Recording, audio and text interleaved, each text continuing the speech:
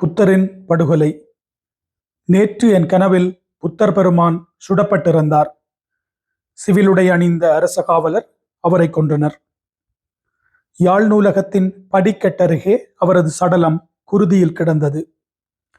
இரவில் இருளில் அமைச்சர்கள் வந்தனர்.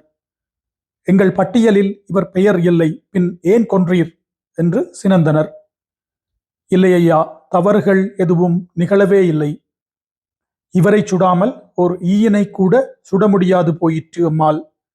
ஆகையால் என்றனர் அவர்கள்.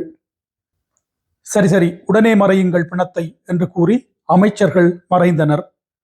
சிவிலுடையாளர் பிணத்தை உள்ளே இழுத்துச் சென்றனர். 90,000 புத்தகங்களால் புத்தரின் மேனியை மூடி மறைத்தனர். சிகாலோகவாத சூத்திரத்தினை கொளுத்தி எரித்தனர். புத்தரின் சடலம் அஸ்தியானது. தம்மபதமும் தான் சாம்பரானது.